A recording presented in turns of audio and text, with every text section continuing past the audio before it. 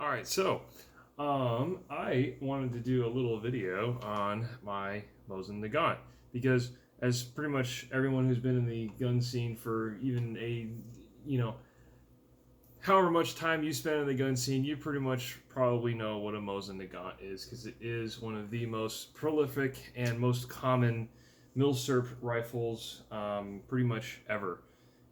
Because they made these things in untold millions numbers, for quite a long time too. Actually, this rifle has been has served in so many conflicts for so many years. It's really hard to say, like, just the whole pedigree of this rifle in a few short sentences. But needless to say, it has a very long history, a very storied history. And if you want the whole scoop, I'd really recommend you go watch CN Arsenal's video on the Mosin Nagants.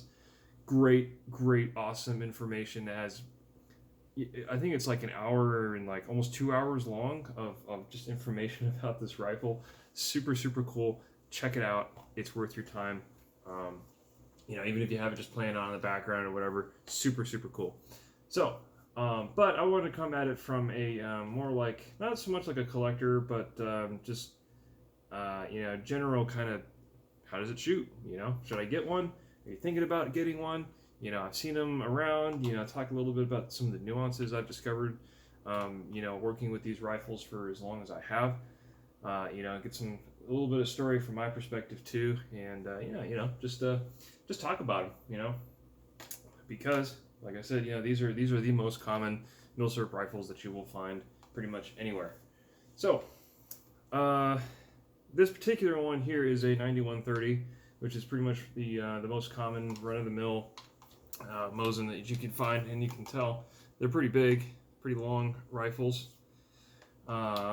The other most common variant you'll find is probably M44s, which are the carbine versions. They're much shorter and have a side folding bayonet rather than a kind of like a fixed one like this. This is not the original bayonet that goes to this rifle, and knowing Mosins and their fitment and stuff like that, this bayonet actually does not fit correctly on this rifle. It doesn't rotate correctly, so I just kind of have it. But this is the correct style of bayonet, kind of like a screwdriver tipped spike type bayonet. Pretty nasty. I would not want to get hit with one of these things. So we'll take that off. But 9130. I have done work to the stock myself. I have refinished it, except for the upper handguard here. I left that in the original kind of painted, I don't even know if you call it like a shellac or whatever kind of finish they put on these things. They did not take a whole lot of time to really finish these very well, and they have not held up to the ages very well either. So the paint and the finish is basically chipping, coming off all atop this upper handguard here, and that was pretty much how this entire rifle was when I got it. Just the paint and everything finishes just coming off all kinds of places. It looked terrible. So I opted to test my refinishing skills and see how it turned out. And I did a very basic boiled linseed oil finish with steel wool. I mean, you guys can look up the whole process of how to do that. I'm not going to explain it here. But needless to say, it's a very simple refinish. I didn't get too crazy about it because I just didn't feel like it. A rifle like this doesn't really warrant too much work from me. But I think it turned out pretty well. The color and kind of like the character of the wood really came out there. And you can really see it there in the stock, just pretty cool, I think. And I didn't even realize that there was a toe added to this stock, because when I first got it, it was pretty much all one color. You couldn't even tell that this toe was on here. So I didn't realize that until after I had stripped the wood and started refinishing it. Anyways, so that turned out pretty well, and I'm quite happy with that. So in most cases, though, when you find Mosins, they'll be in varying conditions, and I definitely mean that for sure. You'll find some that have been absolutely shot to pieces. They've just not been taken care of. They have a very, very long service life. They've seen some things. They've done some things. There's so much story behind each individual rifle that you can't necessarily tell all the time where it's been, what it's done. Shoot, these things are still being used in the Middle East by whatever insurgent group or local tribe or whatever can get their hands on these things. They're still using these to this day, and you can see pictures of that too. Some of the most famous ones I saw was when Gaddafi was having all that trouble down in Libya. You could actually see a lot of the Libyan rebels actually had Mosin Nagants still to this day. So it's a testament to this rifle's functionality and how prolific these things were, that they're still being used today by various people for various purposes to do certain things. So, that being said, though, if you're going to ask me entirely if I was going to go for a Mosin or, let's say, bottom of the barrel Mauser, like find me the crappiest like Turkish 98 pattern Mauser, I would take that every single day over a Mosin Nagant, no questions asked. So I will give it credit. The Mosin's design is a little bit older. It's from 1891 versus the Mauser 98 is 1898. But even honestly, the Mausers 1891 pattern, 1893 are better than a Mosin. Just straight up, they just are. In terms of shootability, reliability, stuff like that, quality of manufacture, I'd go with the Mauser every single day over a Mosin.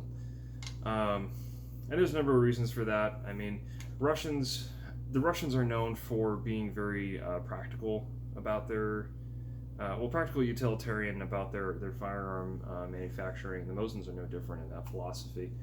They need it to work, and that's basically about it. The Germans tend to be a little bit more involved, a little bit more I wouldn't say necessarily creative, but their standard is a little bit higher for how they want their things to be, and that's down to a number of reasons. But overall, Mosins, for the most part, do work quite well. That is not to say, though, that they are very fun to shoot, or that they are great to shoot, or that they are very good at shooting. And what I mean by that is like mechanical accuracy, what kind of accuracy you can expect out of these things. The sighting system, how it operates, how it shoots, how fun it is to shoot, far and away terrible compared to a Mauser. I don't really like shooting these that often. But it was my first kind of, I wouldn't say like big bore, but like higher powered rifle caliber that I ended up shooting when I was growing up. Was a Mosin, because when I was growing up in the 90s, these Mosins, you could get a crate of Mosins, like 10 or 20 Mosins just sitting there in the crate in Cosmoline for $50 to $100 a rifle, and that was the norm. And every gun show I went to growing up with my dad, there'd be always some guy trying to sell this old Mosin Nagant rifle, and he would do a combo package deal for you. He would sell you the rifle, he would sell you the ammunition like a spam can. He would give you like the slings, the bayonets, the oiler bottles, the little ammo pouches they came with. You can get all of that together with the spam can for like $150, $200. It's yours, right? So these things were all over the place. They were a dime a dozen. They're super easy to get, super cheap. They're just really popular. I'm sure a lot of folks growing up around my age have taken, whatever kind of game that they were going for at the time, deer or whatever else. I'm sure they've taken a lot with a Mosin Nagant. And that was definitely me at the time growing up. But me being an inexperienced shooter, as young as I was, this thing absolutely kicked my ass. The recoil was quite punishing. It was harsh for little 10 or 11-year-old me. I had no idea what the hell I was doing. I wasn't shouldering it correctly, none of that, and it beat me up. And honestly, it made me kind of scared of this rifle for a long time, because I didn't want to shoot it because it would just hurt my shoulder so much, it just wasn't very fun to shoot. So for a while, I kind of had an aversion to these rifles, and I just thought, man, what a piece of shit. Um, you know, but I know better now, and I'm kind of grown up now, so I kind of, I know these rifles a little bit better. But growing up, these things were just, oh man, the recoil was notorious. And there's a number of reasons for that. One, because the ammo actually is pretty powerful, but also due to the shape of the butt plate here. This is a very small kind of cross section surface area in comparison to like a I don't know, a K98 Mauser, right? The Mauser has a much wider butt plate, and it's differently shaped too, so it fits your shoulder better. This was probably designed to be shot by dudes wearing big coats like this. If you're wearing a big coat like this in the middle of a Russian winter, the recoil on this is nothing. It's not going to bother you. You can fire all day, in whatever forest or snow-covered hell you're sitting in. It's not an issue. But little old me, 13, 14, whatever, young teenager just wearing a t-shirt in the middle of a Texas summer, it'd kick your ass, definitely. So, I don't know where I was going with that. But, yeah, so these things were all over the place, super available, and, so I had one growing up, and I don't remember what I did with it. I think I got rid of it, sold it, gave it to a friend of mine, but, yeah, these definitely have a quite a bit of history with the American surplus market for sure, and all manner of Bubba can be seen with these rifles for sure. I mean, you got the Archangel stocks, the kind of the polymer thing that makes it look like some kind of sniper setup, bullshit. You got the big extended magazines you can get for these things. There's all kinds of Bubba stuff you can do to these rifles, which, back then I would have considered that. But now that I know more about, milsurps and collecting and stuff like that, I generally don't advocate bubbaing anything really, not even SKS. Just don't do it. And if you're looking for a rifle that you want to perform more for what you want to do for a certain application, just go get a modern gun. Please do not molest, do not change, permanently alter these old guns. They have a history. They deserve to be left alone, in my opinion.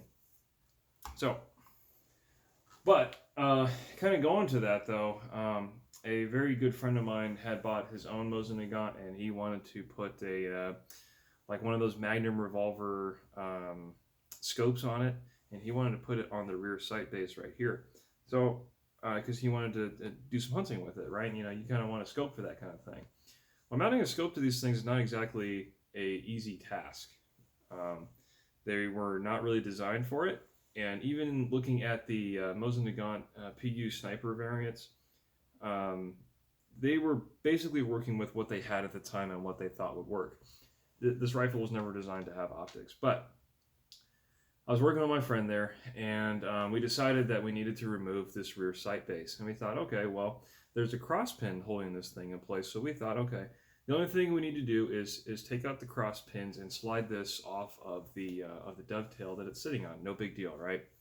Well, we went through about, I want to say 2 or 3 punches trying to get these damn pins out. It was immensely frustrating. It was really, really, really hard to get this rear sight base off. And I was like, damn, this thing is really kicking our butts right now, puny American punches are no match for Russian engineering, right? So what we found out later was that some of these Nagant models, they actually took solder and melted it inside of the rear sight base here, so it would stay attached to the dovetail, even if you punched out the cross pins. So basically, we had to disassemble the entire rear sight. We had to take the whole spring off and everything, and we actually took we took all the wood off, stripped the rifle down, and we actually took a propane torch of all things and basically just torched this whole rear sight base here, and we held it in such an angle that the solder would come out. And sure enough, we're holding it like this, putting the torch on, and you can actually see the silver solder just running, melting down the rifle, and then the rear sight just came right off. So, but that took us many, many, many hours of work. 3 punches, a lot of hammering, a lot of sitting in a vise, a lot of basically a lot of elbow grease to get that fucking thing off. And man, what a fucking chore that was. You know, they definitely engineered these in a certain way as to not be easily modifiable, and that was definitely the case when we were doing that. So, but we eventually got it off. We put our scope base on there, got his scope on there, and then he went off and did his thing. So, yeah, these are not very well, they're not meant to be very modifiable. So I'll just say that. But there's a lot of accessories out there for these things. You can get all kinds of neat triggers, accessories, you know, modern upgrades and things like that if you really want to go that crazy with them. I personally don't think there's a point to it because at its heart, a Mosin action is just, it's not that great. I don't like them. They're not very smooth. They're hard to operate with certain kinds of ammo. And the other thing is too, given the vast time that these things were produced and the immense amounts of quality assurance differences across the production time of this rifle, every Mosin's going to be different from the next one. So you could have two Mosins that were made in the same year even, and one will be fantastic. The action will be nice and smooth. The trigger will be nice and crisp. And then you'll have one that's maybe the next serial number over or something, and it'll have the worst action. It'll be rough around all the edges. The trigger will be this springy, spongy crap thing. Terrible, right? And then everything in between. And I've seen the whole gambit of different Mosins that are like that. And that's the kind of consistency thing that I just don't really like about these guns. Because every single Mosin I run across, if I ever decide to get another one, everything has to be tested every single time with every single rifle. There's no consistency.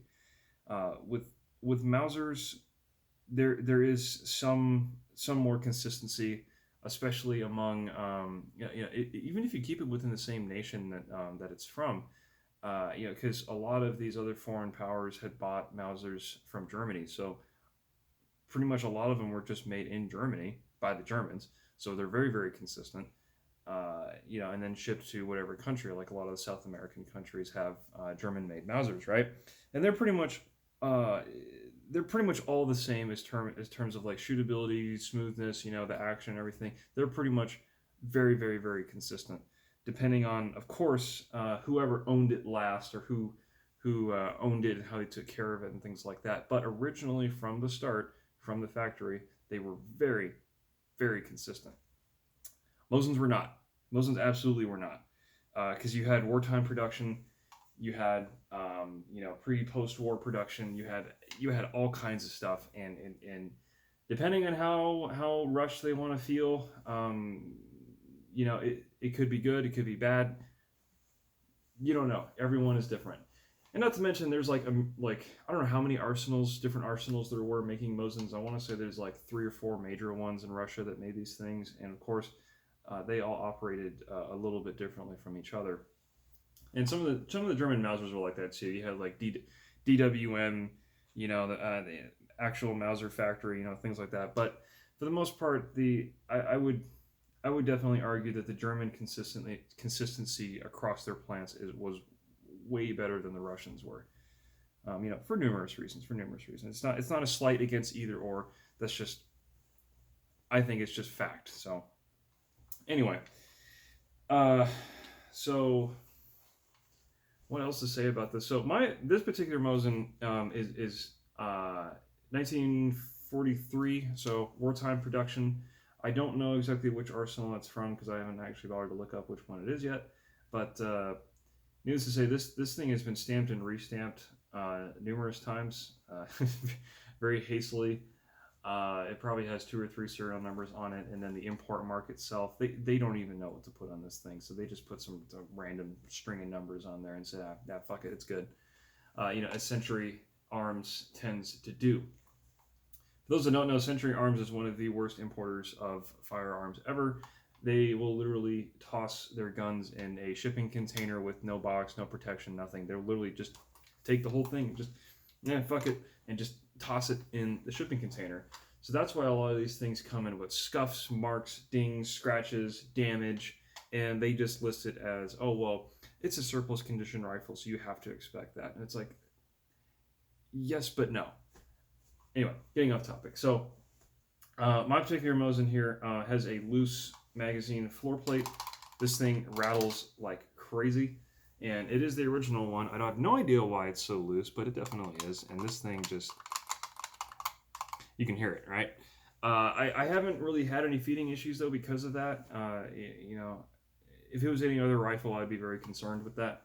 But in some cases, I kind of think Mosins were made to rattle a little bit, because I have never seen one that doesn't rattle somewhere on the rifle. You know, if you're running with it, if you're doing this number, you shake it, just shake it a little bit, and something will rattle on the gun. You know. So the finish on this one is typical wartime production. It is extremely simple, black, kind of this weird kind of paint that chips off very easily. You know, kind of really bare metal. They didn't take a whole lot of time to finish these rifles. I mean it's 1943. It's the middle of the war, so you can't really expect them to take too much time to finish these things very well. You know, and you'll see that too with pretty much every World War II rifle. When they start getting into the later wartime production, man, they are cranking those things out quick. You know, but so this one, the action kind of sucks. It's not great. I mean, the stereotypical wall. I mean, look how much play that has. That is that's a lot even for a Mosin, I think. You know. And the trigger on this is absolutely terrible. This thing, just look at that. That is super loose. And then the sponginess of it too is insane. So we'll just see if I can get that in frame there a little bit. So as I'm pulling this thing, oh man, it's got all that take up, and there's no wall, there's no discernible anything before it breaks. And then boom. So very heavy, very spongy, very crap trigger. It's really not that great. You know, I'm sure there's a way I could fix that, but you know, honestly, with given like the quality of these rifles and just like the pedigree of it and what it's been through and things like that, and how much it cost me, I'm just not interested in taking the time and effort to go and do that. I've already spent too much time and effort on this thing by refinishing the stock, but that was really more of a what I could do personal project rather than trying to improve the quality of the rifle, so to speak. You know, so accuracy wise, gosh, there's so much ammo range for Mosins now. You can get heavier ball hunting ammo, which is usually like the 174 grain in kind of in that range, and then you have the military ball stuff is like 147 grain lighter stuff, and then you have everything in between with all different kinds of loads and stuff, and the ammo variety for Mosins it's pretty good. It's pretty good. I'd say better even than 8mm Mauser. 8mm Mauser doesn't have as anywhere near as high ammo range as the Mosins do. I mean, you know, that's the other thing about Mosins too, is that the ammo is very plentiful and it's very cheap in comparison to other surplus calibers out there. You know, trying to find a steady supply of other calibers like 6.5 Swede or, you know, 7.65 Argentine, 8mm Mauser, 7mm Mauser, those 7.5 Swiss, those calibers are nowhere near as common as the good old 7.62 54R. And that's just the trend that's been that way for as long as I can remember, anyways. So, yeah, accuracy definitely varies depending on what load you use. So, and with every rifle, every gun has a certain load that it likes. Some Mosins will shoot the lighter stuff pretty well. Some will prefer the heavier grain stuff. Some prefer something in the middle. It's really a toss-up about, you know, which load your rifle in particular will like. But I have shot everything in the spectrum, you know, from the heavy stuff all the way down to the light military ball stuff too. And the accuracy I normally get out of this thing at 100 yards is anywhere from about 4 to 6 inch groups, with the worst I've seen around 8 to 10 inch groups at 100. and that's just with open sights, benched. Really, really, really trying to take my time, but that trigger just, it doesn't help its case at all, But these were never meant to be target rifles. Obviously, these were meant to be military rifles meant to shoot people, right? So at 100 yards, if you're hitting 4 to 6 inches consistently, in best conditions, you're benched, there's no wind, you're taking your time. If you're getting 4 to 6 inches of military ammo, that is plenty accurate enough for what you need to do in a military application. At least it was for the time. So, does it work? Does it do what it needs to do? Yes, it does. Does it do it well? No, not at all. If I was a Russian troop and you handed me this thing, and I knew World War II, and there's Hans over there on the other side of of the battlefield there, and he's got a really nice Mauser K98. I would really want to go get his gun rather than having to hold on to this. I would give this to Yuri next to me and say, hey Yuri, hey, go take my rifle. I'm gonna go get the German one because it's better. Anyway, so it does work. It's accurate enough for what it was designed to do, and that's really all you can ask of these guns. I mean, you should not expect this to be a 1 to 2 MOA target rifle, with the best trigger in the world and being super reliable and everything. No, you shouldn't, because that's not what it was designed for. It's not what it was intended for, and we should not expect that out of these rifles. I don't really know if there's anything else to say about these. I mean, there's so much resources and information about these things out there that if there's one particular aspect of these things that you really, really wanted to know about, I'm sure you can do your research and find out about it. But for the everyday run-of-the-mill Russian-made M9130, which is pretty much everybody will see, I would struggle to pay more than $300 for one of these things, because I just don't think they're worth that much money, especially when you can get, say, I don't know, a Turk Mauser, a 98 pattern Turk Mauser for right around the same money, which is an infinitely better shooting gun than this will ever be. I would rather go with a Mauser any other day of the week than a Mosin. But that having been said, I do think Mosins have a pretty special place in American surplus kind of folklore, and it's one of those rifles that I think everybody should have at least one. Just to say that they have one, kind of like SKSs or Glocks or Ruger 1022s. Everybody should have at least one. It's just one of those guns that you need to have, because it's a big part of what I grew up with. What a lot of people my age grew up with. People even older than me grew up with. It's almost come into its own as its own little like surplus market American icon. Everybody had a Mosin, right? And we'll 30, 50 years from now, we'll talk about the good old days, about how you go down to the local gun show and I could get 10 Mosins, for a gallon of gas, we're gonna turn into one of those guys, right? It's gonna happen, prices of things going up, inflation, value of the U.S. dollar going wherever which way it wants to go. The fact that they're not making these anymore, they're literally discontinued rifles. Supply and demand, all that stuff. The prices for these will go up over the years.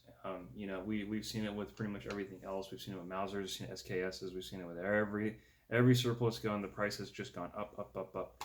So that'll absolutely happen with these too. And whether or not I really think that these things are worth more than $200-300, I really don't think so. But that's just my personal opinion.